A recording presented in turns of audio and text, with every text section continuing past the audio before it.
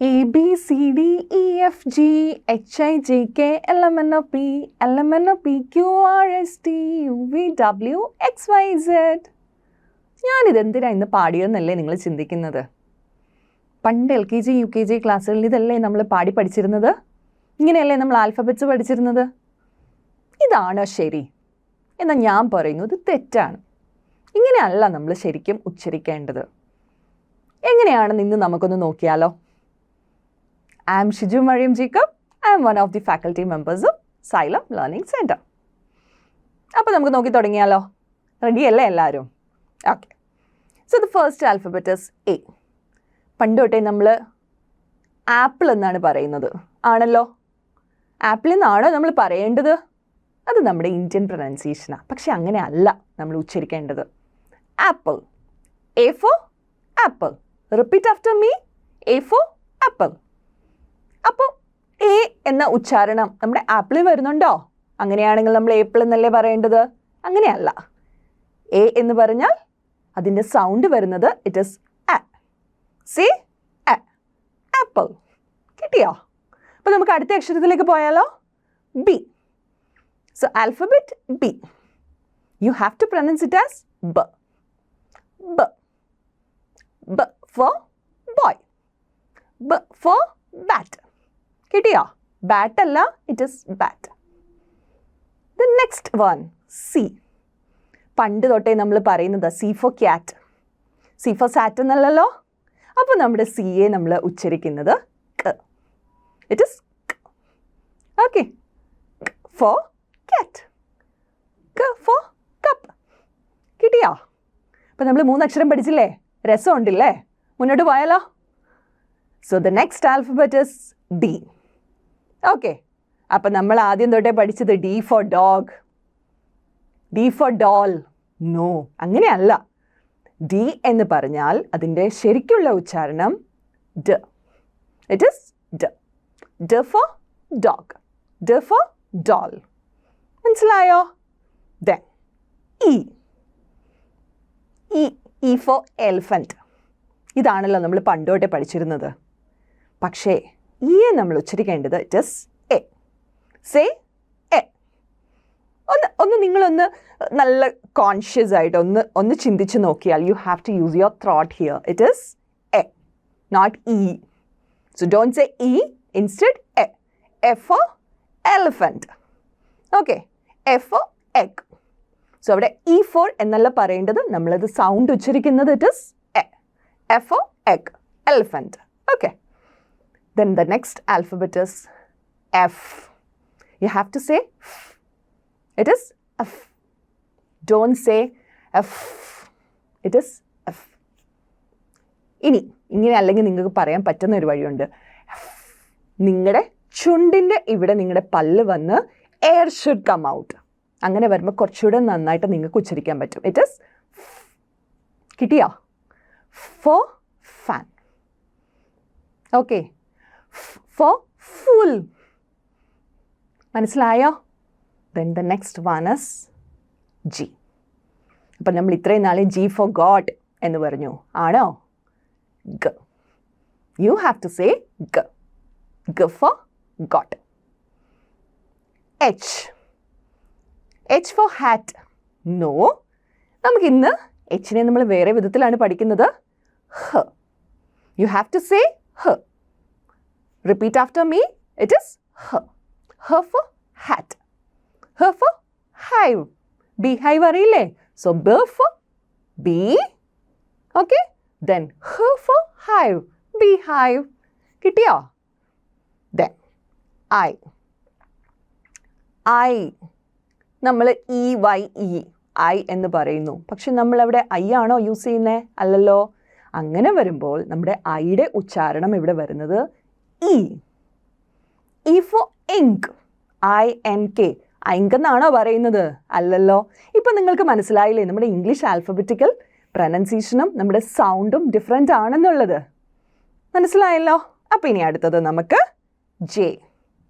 J for jug. So എങ്ങനെയാണ് നമ്മുടെ ഉച്ചാരണം വരുന്നത്? ഗസ് ചെയ്യാമോ? ജ. J for jug. ജ. jar. ജ. കിട്ടിയോ? അപ്പോൾ ഇനി നിങ്ങൾ ഓർത്ത് വേണം, ഇനി കൂടുതൽ വേർഡ്സ് നിങ്ങൾക്ക് കിട്ടുകയാണെങ്കിൽ ഈ സൗണ്ട് യൂസ് ചെയ്ത് ഒന്ന് പ്രൊനൗൺസ് ചെയ്യുക. എന്നിട്ട് ആ വേർഡ്സ് താഴെ കമൻറ്റ് ബോക്സിൽ ഇട്ടേക്കണം കേട്ടോ. നിങ്ങൾക്കൊരു ആക്ടിവിറ്റി വേണ്ടേ?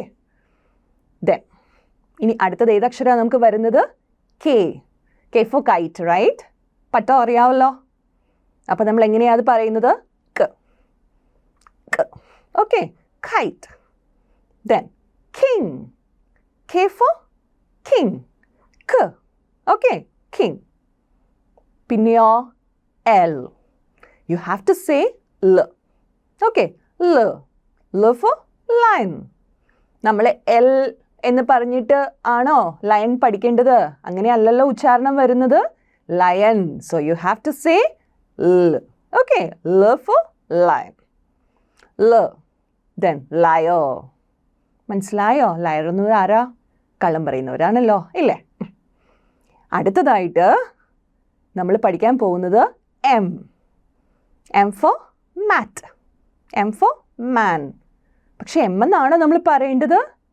സൗണ്ട് വരുമ്പോൾ മ. മ for man. Then M for ഏതാ? മാർക്കറ്റ്. മനസ്സിലായോ? ഇനി അടുത്ത ഏതക്ഷരാ? എന്നാണല്ലോ. N for nose. അപ്പോൾ അവിടെ തന്നെ നിങ്ങൾക്ക് കിട്ടും ന. ഓക്കെ, ന for nose. ന for nail. You can see nail. So ന. കിട്ടിയോ ഉച്ചാരണം? അടുത്തതായിട്ട് ഓ. നമ്മൾ ഓ എന്ന് പറയും.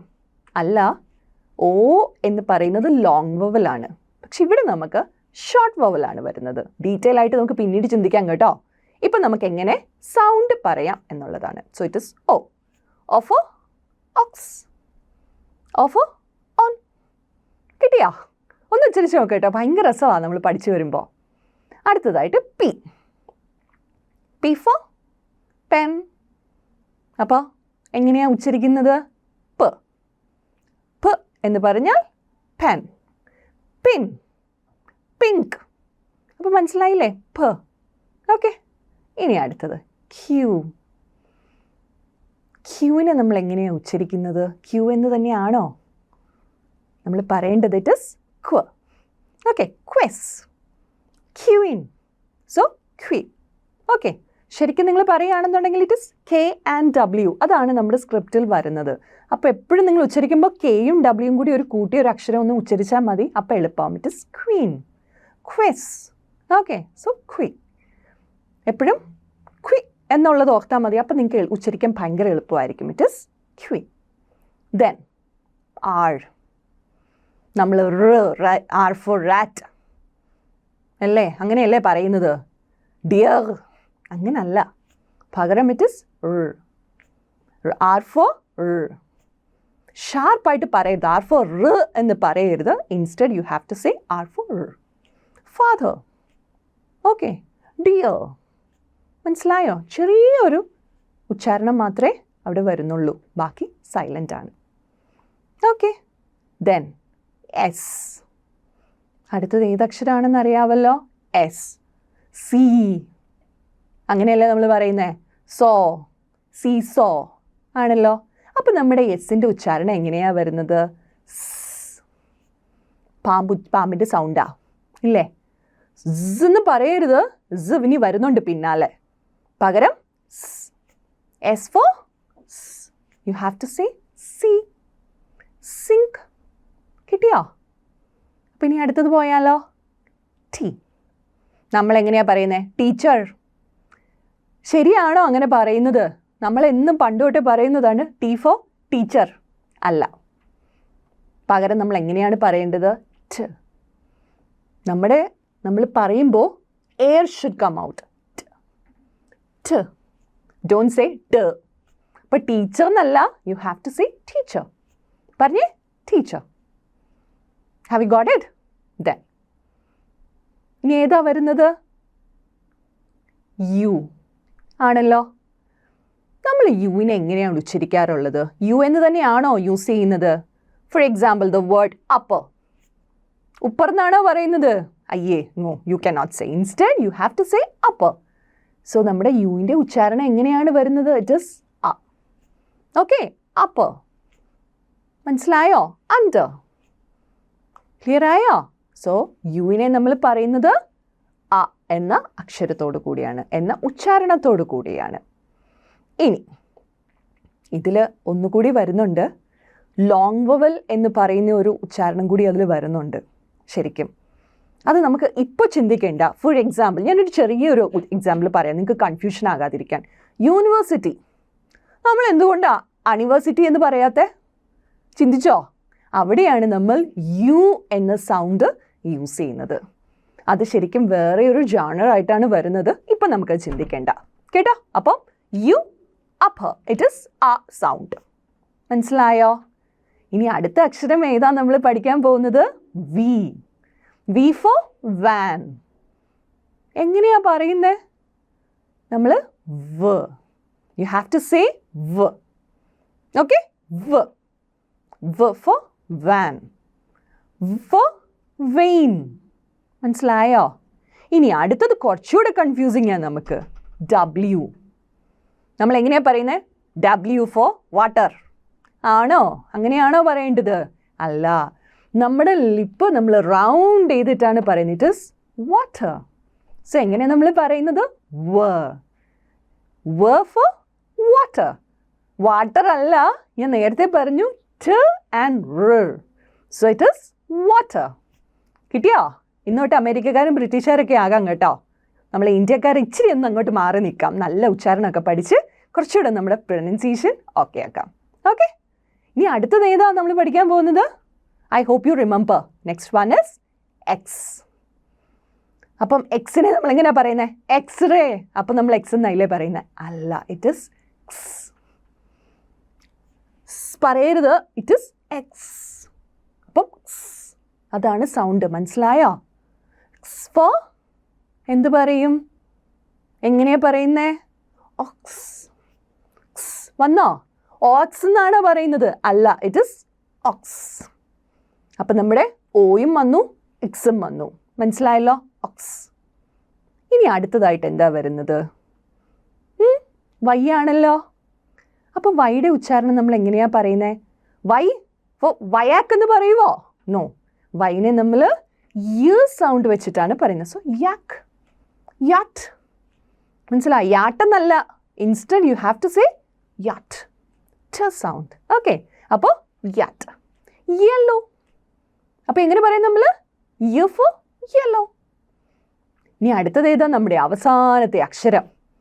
പഠിച്ചു വന്നപ്പോൾ രസമുണ്ടല്ലേ? പറഞ്ഞു നോക്കണം, ഇല്ലെങ്കിൽ നമ്മളത് വിട്ടുപോകും. Last one is Z. ഇസഡിനെ നമ്മൾ എങ്ങനെ പറയും? ഇസഡ് ഇബ്ര എന്ന് പറയുമോ?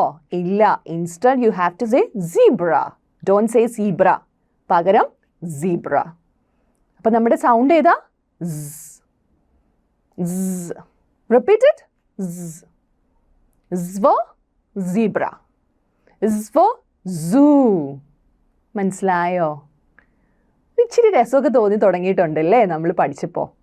ഇനി വരുന്ന വീഡിയോസിൽ നമ്മളിതിനെ കൂടുതൽ ഡീറ്റെയിൽ ആയിട്ട് പഠിക്കും. ഇഷ്ടപ്പെട്ടെങ്കിൽ എന്ത് ചെയ്യണ്ടേ? ലൈക്ക് ചെയ്യുക, കമൻറ്റ് ബിലോ. ഓക്കെ, കൂടുതൽ വേർഡ്സ് നിങ്ങൾക്ക് ഓർമ്മ വരുന്നുണ്ടെങ്കിൽ താഴെ കമൻറ്റ് ബോക്സിൽ ഇടുക. ഇനി ഇതിൻ്റെ കൂടുതൽ ഡീറ്റെയിലിങ്ങുമായിട്ട് ഞാൻ വരുന്നതായിരിക്കും. Until that, see you, by.